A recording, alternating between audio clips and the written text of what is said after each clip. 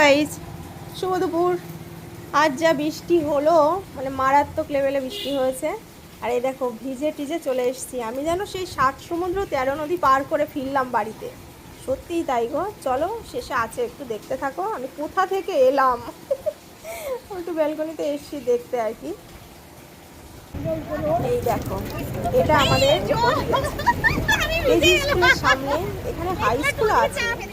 রাস্তাটা একটু জাস্ট দেখো, পুরো হাঁটু পর্যন্ত, পুরো একদম হাঁটু পর্যন্ত জল বেঁধে গেছে। বাচ্চা কোলে নিয়ে তারপরে গাড়িতে যেতে হচ্ছে। যতটাই ফোনটা গেছে পড়ে যায়, এত জল, ভীষণ আকারে জল বেড়ে গেছে। হেঁটে যাওয়ার তো কোনো পরিস্থিতিই নেই এখানে, মানে হাঁটু পর্যন্ত জল তো হবে। আর এখানে স্কুল, বাজার সবকিছু বলতে পারো।